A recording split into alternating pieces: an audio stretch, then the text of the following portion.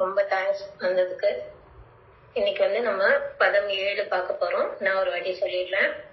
ஓம் நமோ பகவதே வாசுதேவாய. ஓம் நமோ பகவதே வாசுதேவாய. ஓம் நமோ பகவதே வாசுதேவாய. குணாத்மனஸ்தே அபி குணான் விமாதும் ஹிதாவதீர்ணஸ்ய ஈஸ்ரே அஸ்யஹ காலே நயைவ விமிதாசு கல்பைர் பூபாம்சவ கேமிகா த்யபாசஹ. மதஜி, யாராவது word to word meaning read பண்றீங்களா? ஹரே கிருஷ்ணா மாதாஜி, நான் சொல்லவா? பண்ணுங்க மாதாஜி. ஹரே கிருஷ்ணா மாதாஜி, சொல்லவா? சொல்லுங்க. வாய்ஸ் கேக்குதா? கேக்குது மாதாஜி, கேக்குது. ஹரே கிருஷ்ணா. குண ஆத்மன, உயர் குணங்கள் அனைத்தும் உடையவர். தே நீர், அபி நிச்சயமாக, குணான் குணங்கள், விமாத்தும் எண்ணுவதற்கு, ஹித அவதீர்ணஸ்ய அனைத்து உயிர்களின் நன்மைக்காகவும் அவர் கீழிறங்கி வந்திருக்கின்றார். என்ன மாதாஜி? கீழிறங்கி வந்திருக்கிறார். கீழிறங்கி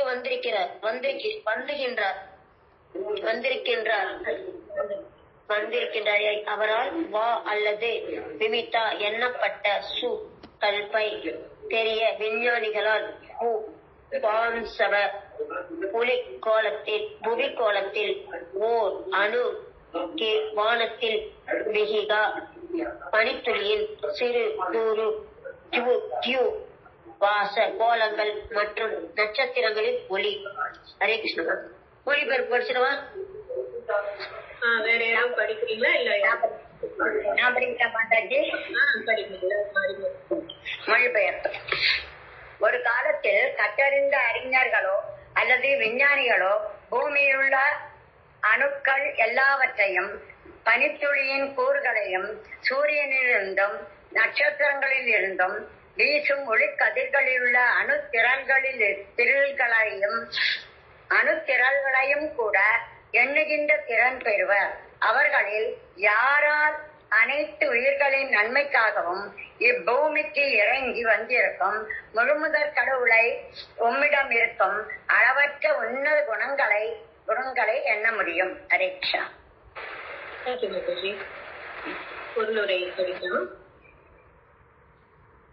ஸ்ரீல சனாதன கோஸ்வாமி பகவான் கிருஷ்ணரை குணாத்மா, அதாவது உயர் குணங்கள் அனைத்தின் ஆன்மாவாவார் என்று குறிப்பிடுகிறார். ஏனென்றால் அவற்றிற்கு அவரே உயிர் அளிக்கின்றார். உதாரணமாக, கண்ணுக்கு புலனாகாத பெருந்தன்மை, அறிவுடைமை, கருணை போன்ற நற்குணங்களை பற்றி ஒருவன் பேசலாம். ஆயினும் வாழ்கின்ற ஒரு மனிதன் அவற்றை வெளிப்படுத்தும் பொழுதுதான் அக்குணங்களுக்கு உயிர் உண்டாகின்றது. அதனால்தான் பகவான் கிருஷ்ணர் குணாத்மா எனப்படுகிறார். அப்ப பிரம்மதேவர் பகவான புகழ்ந்து பேசிட்டே வராரு. அதுல இந்த போன ஸ்லோகத்துல பார்த்தோம்னா எப்படி பக்தர் அல்லாதவர்கள் எந்த மாதிரியான நடந்துக்கிறாங்க, அவங்களால எப்படி பகவான புரிஞ்சுக்க முடியாது அப்படின்ற விஷயத்தை எல்லாம் சொன்னாரு.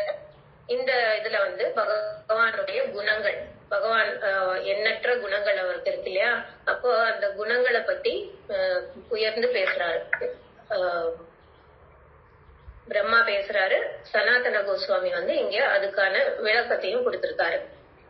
அப்ப என்ன சொல்றாருன்னா, உயர் குணங்கள் அனைத்திற்கும் ஆன்மாவானவர் அப்படின்னா இங்க சொல்லியிருக்கு இல்லையா, இந்த மாதிரி உதாரணத்துக்கு பெருந்தன்மை, அறிவுடைமை, கருணை, இந்த மாதிரி எல்லாம் சொல்லியிருக்கு இல்லையா. இந்த மாதிரியான குணங்கள் பகவானுக்கு எண்ணற்ற குணங்கள் இருக்கு. அந்த குணங்களுக்கு எல்லாம் அவருதான் அதிபதி. அதாவது அவர்கிட்ட அந்த குணம் இருக்கிறதுனாலதான் நம்ம கிட்ட அந்த குணம் இருக்கு அப்படின்னு சொல்லலாம். அவருதான் அதுக்கு அதனுடைய யாரும் அன்மியூட் பண்ணாம இருக்காங்க.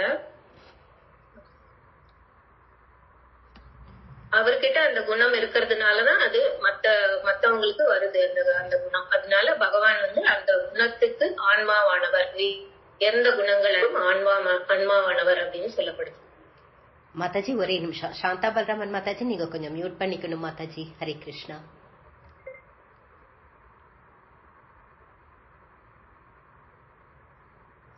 அந்த குணங்களுக்கெல்லாம் அதிபதி அவர். அந்த குணங்களுக்கெல்லாம் அவர்தான் ஆன்மாவானவர் அப்படின்னு சொல்லி சொல்லப்பட்டிருக்கு. அடுத்தது, அதனால்தான் பகவான் கிருஷ்ணர் குணாத்மா எனப்படுகிறார். ஏனென்றால் அவர் பௌதிக உலகிற்கு இறங்கி தனது தெய்வீக குணங்கள் எல்லாவற்றையும் வெளிப்படுத்தி பிற உயிர்களை கவர்வதன் மூலம் தர்ம நெறிகளை நிலைநிறுத்துகின்றார். நமக்கு பகவான் எதுக்காக வரார் அப்படின்ற விஷயம் தெரியும். பகவான் பக்தர்களை காப்பாற்றுவதற்காக, தர்மத்தை நிலைநாட்டுவதற்காக, அசுரர்களை அழிப்பதற்காக தான் இந்த உலகத்துக்கு வராரு.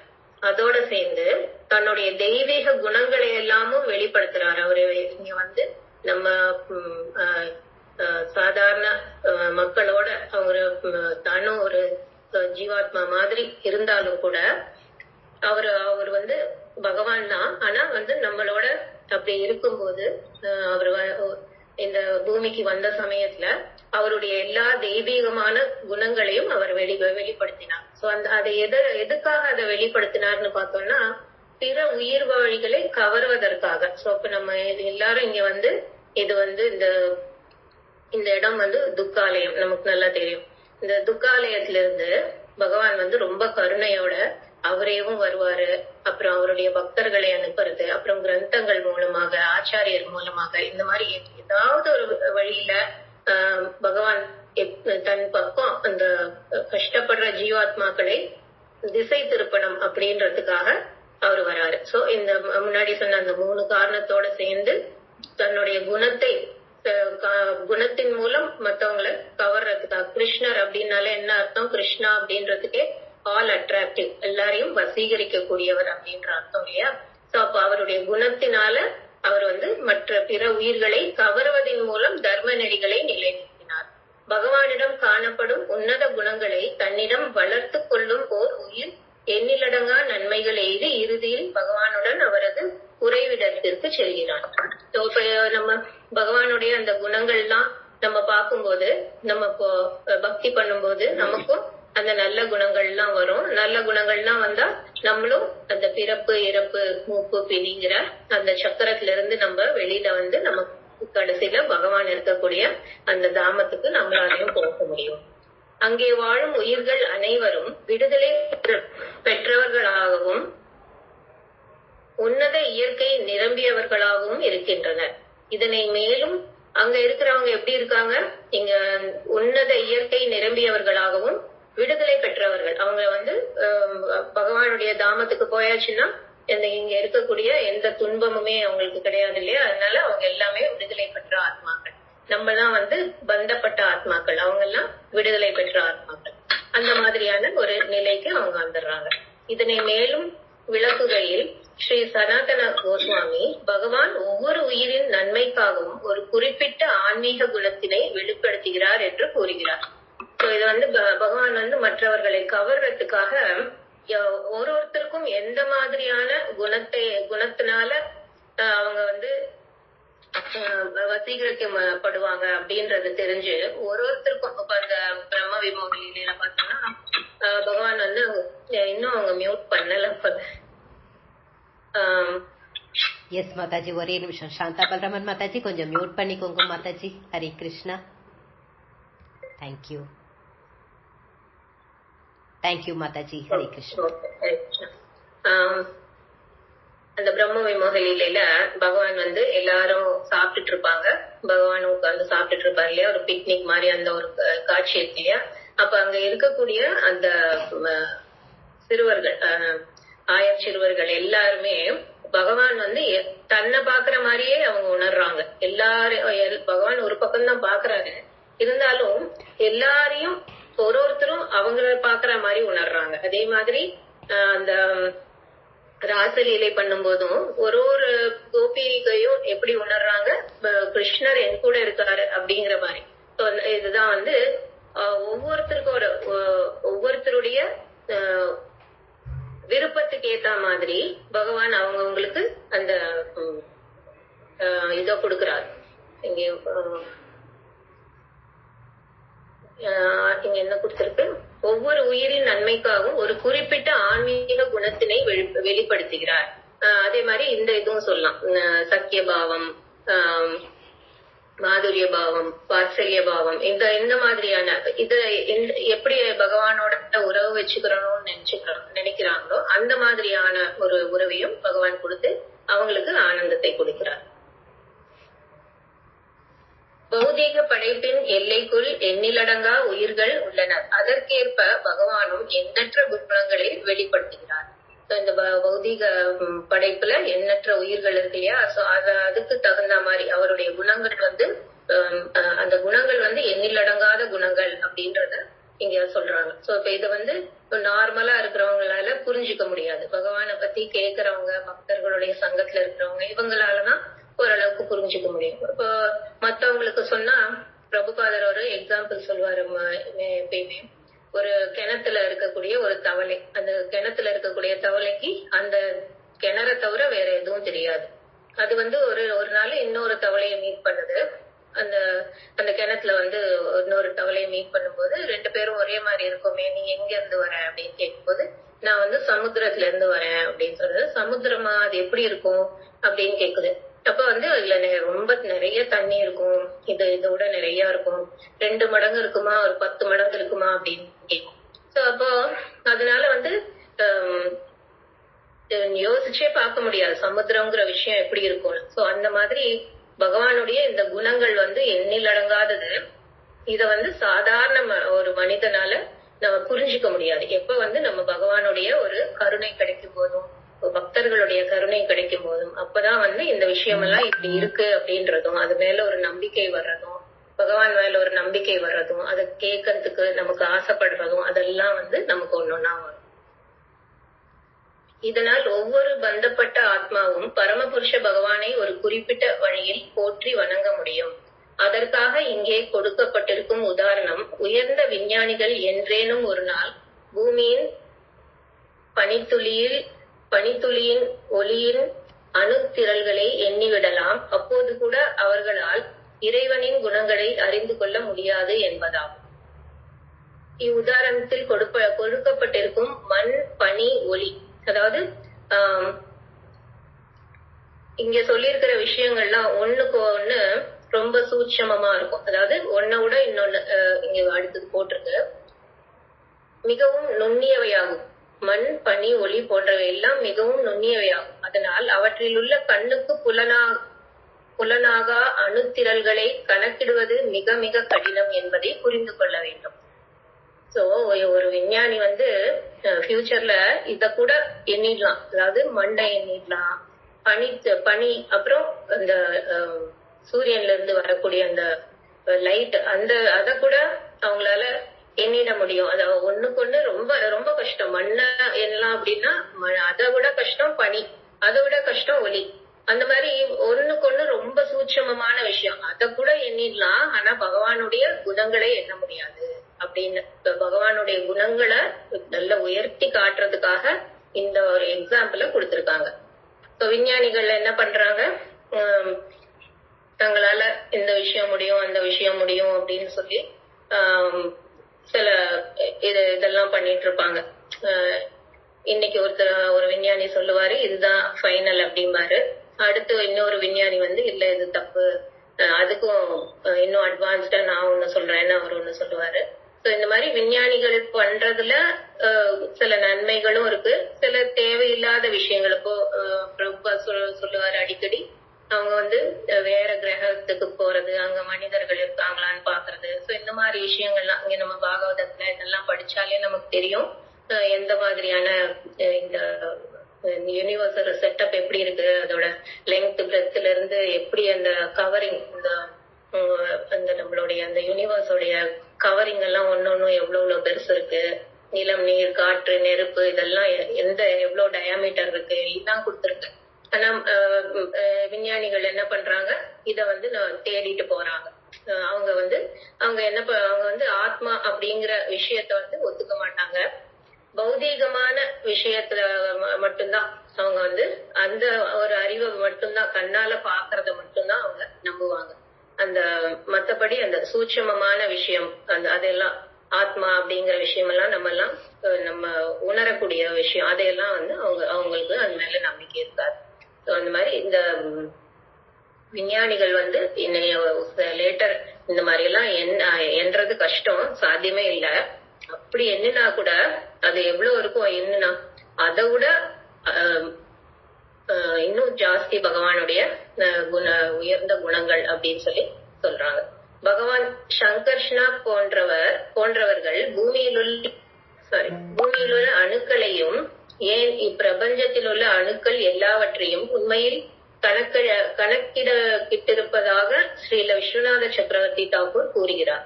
ஆயினும் சங்கர்ஷ்ணர் போன்ற மகான் ஆதி காலம் தொட்டு பகவானின் பெருமைகளை தொடர்ந்து ஓதிக்கொண்டு போதிலும் இன்றும் அவரால் பகவானது பெருமையினை இறுதி இலக்கத்தை எட்ட முடியவில்லை.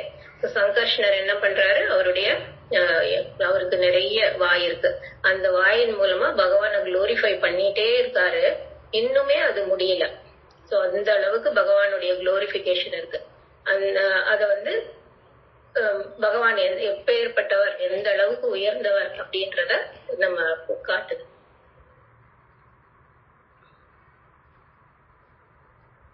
பகவான் கிருஷ்ணர் பிருந்தாவனத்தில் ஆயர்குல பெண்களிடமிருந்து வெண்ணெய் திருடியும் கோபி ஸ்திரீகளுடன் ஆடிப்பாடியும் ஆயர்குல சிறுவர்களின் சிறந்த நண்பனாக விளையாடியும் விந்தைமிகு குணங்களை வெளிப்படுத்தினார். சாதாரண மனிதனின் செயல்களாக இவை தோன்றிய போதிலும் பகவான் கிருஷ்ணரில் அளவிடற்கரிய எண்ணுதற்கரிய எழில்மிக்க உன்னத குணங்களுக்கு இம்மேதகு லீலைகளே உரு கொடுக்கின்றன. பகவான் இன்னும் எப்படியெல்லாம் நம்மள வசீகரிக்கிறாரு, எப்படி நம்ம ஒரு சினிமா வர்றதுக்கு முன்னாடி ஒரு சின்ன ஒரு ட்ரெய்லர் வந்து நம்ம அதை பார்த்து நம்ம அட்ராக்ட் ஆகும் இல்லையா, சரி இந்த படம் நல்லா இருக்கும் போல போய் பார்க்கலாம். அந்த மாதிரி பகவான் வந்து தன்னுடைய லீலைகளை இங்க பூமியில வந்து அவர் நிகழ்த்துறார். அந்த லீலைகளை வந்து நம்ம இப்ப கேட்கும் போது நமக்கும் பகவான் மேல அந்த ஆசை வரும், நம்மளும் அந்த லீலைகளை எல்லாம் பார்க்கணும், பகவானோட அந்த மாதிரி நம்மளும் விளையாடணும், பகவான் இருக்கிற தாமத்துக்கு போகணும் அப்படின்ற ஆசையெல்லாம் நமக்கு வரும். அதுக்காக தான் பகவான் வந்து தன்னுடைய லீலைகளையும் இங்க இந்த பூலோகத்துல வந்து நிகழ்த்துறார்.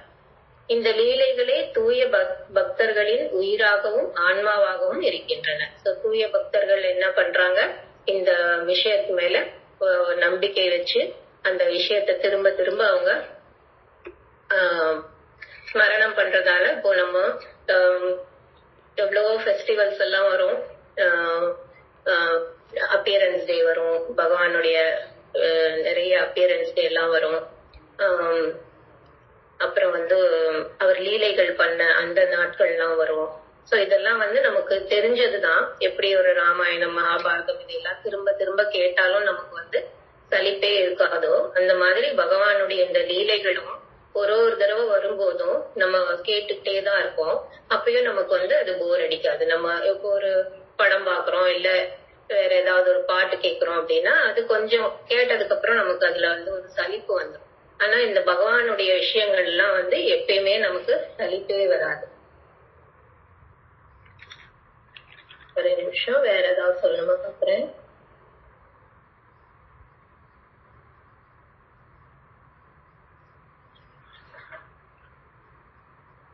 இப்ப வந்து நம்ம பகவான வந்து சில ஜீவாத்மாக்கள் வந்து புரிஞ்சுக்க மாட்டேங்கிறாங்க.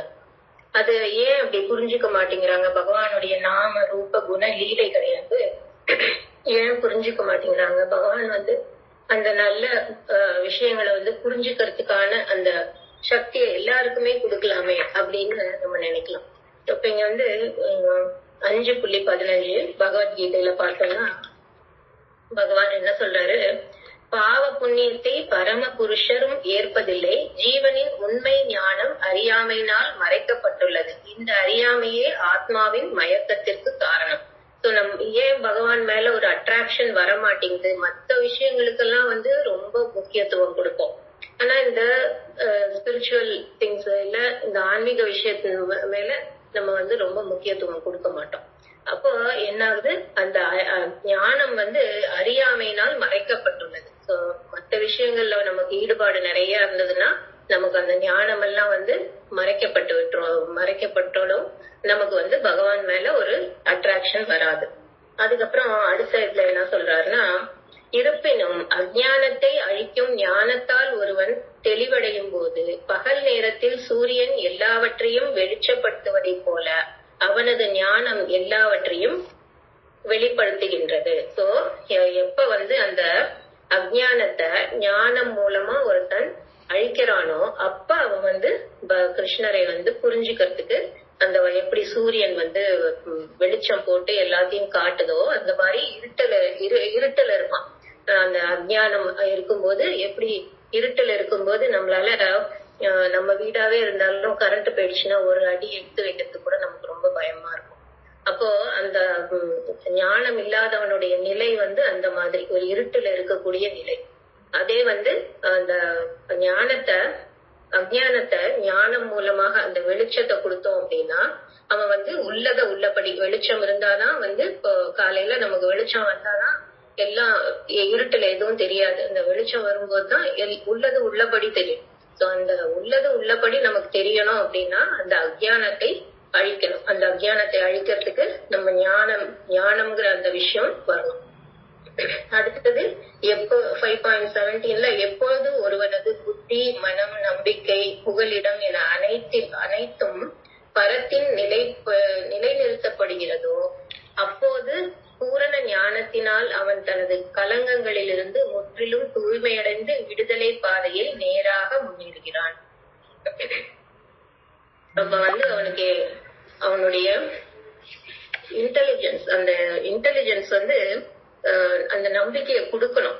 அந்த நம்பிக்கை கொடுத்தாதான், அந்த நம்பிக்கை வரணும்னா என்ன பண்ணணும், பகவானை பத்தி கேட்கணும். அதனாலதான் பாகவதத்துல பகவத்கீதையில எல்லாமே அந்த ஸ்ரவணத்துக்கு ரொம்ப முக்கியத்துவம் கொடுக்குறாங்க. அந்த ஸ்ரவணத்தினாலதான் நம்ம பகவானை பத்தி கேட்க கேட்க நமக்கு நம்பிக்கை வரும். நம்பிக்கை வரும்போதுதான் நம்ம அந்த விஷயத்த இஷ்டப்பட்டு அந்த விஷயத்த நம்ம பண்ணும்போது நம்ம நேச்சுரலாவே நம்மளுடைய அஜ்ஞானம் எல்லாம் போய் நம்ம தூய்மை அடைவோம். சோ இங்க நம்ம இந்த விழாக்கள் கொண்டாடுறது, இந்த சத்சங்கம், அப்புறம் கீர்த்தனம், இதெல்லாம் எதுக்கு நமக்கு திரும்ப திரும்ப நம்ம இத ஃபாலோ பண்ணிட்டே வரோம்னா இதெல்லாம் கேட்க கேட்கதான் நம்ம எல்லாம் பந்தப்பட்டிருக்கோம், நம்ம எல்லாம் கலங்கப்பட்டிருக்கோம்.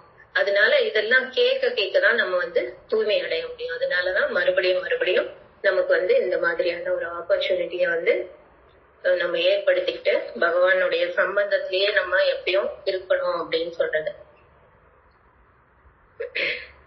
நம்ம அந்த பயிற்சி பண்றது நமக்கு கொஞ்சம் ஆரம்பத்துல சிரமமா இருக்கலாம். ஆனா அந்த பயிற்சியை நம்ம எப்போ பிராக்டிஸ் பண்றோமோ அப்போ ஆனந்தாம் புதி வர்த்தனம் அப்படின்னு சொல்ற மாதிரி அந்த பயிற்சி நமக்கு மிகுந்த ஒரு ஆனந்தத்தை கொடுக்கும். அதுவும் அந்த பக்தர்களுடைய சங்கத்துல அந்த பயிற்சியை நம்ம பண்ணோம்னா நமக்கு ரொம்ப ஆனந்தமா இருக்கும். சோ நம்ம எதுவுமே இந்த உலகத்துல நமக்கு ஈஸியா எதுவும் கிடைக்கும் அப்படின்னு சொல்ல முடியாது. ₹1 சம்பாதிக்கணும்னா கூட ரொம்ப கஷ்டப்பட்டுதான் அதை சம்பாதிக்க முடியும். சோ அந்த மாதிரி இந்த விஷயம் கஷ்டமா இருக்கே அப்படின்னு சொல்லி நம்ம அத ஆரம்பத்திலேயே அத ஒதுக்க கூடாது. நம்ம கொஞ்சம் கஷ்டமா இருந்தாலும் அத பிராக்டிஸ் பண்ண அது பிராக்டிஸ் பண்ணும்போதுதான் அந்த ஆனந்தத்தை நம்ம அனுபவிக்க முடியும். நம்ம வேற விஷயத்துல நம்மளுடைய சிந்தனையை செலுத்தாம பகவத்கீதை, பாகவதம் இந்த மாதிரி பகவானை பத்தி கேட்கறது, நாம ஜபம் பண்றது, இதெல்லாம் நம்ம பண்ண நம்மளுடைய அந்த குவாலிட்டி, அந்த நாம ஜபம் பண்ற குவாலிட்டி, நமக்கு பகவான் மேல இருக்கக்கூடிய அட்ராக்ஷன், இதெல்லாம் இன்க்ரீஸ் ஆகிறத நம்ம நல்லா நம்மளே உணரலாம். அப்ப நம்ம ஆனந்தமா இருக்க முடியும். சோ அந்த பகவானுடைய அறிவுரைகளை நம்ம பயிற்சி செய்யறதன் மூலமாக நம்ம மிக உயர்ந்த ஆனந்தத்தை அடைய முடியும் அப்படின்னு நம்ம தெரிஞ்சுக்கணும். இன்னைக்கு பகவானுடைய குணம் எப்பேற்பட்டவர் அப்படின்ற ஒரு அந்த குணங்களை பத்தி நம்ம பார்த்தோம். தேங்க்யூ. ஹரே கிருஷ்ணா. கல்பத்தருபேஷ்ட கிருபா சிந்துகேவ ச பதிதானாம் பாவனேபியோ வைஷ்ணவேபியோ நமः.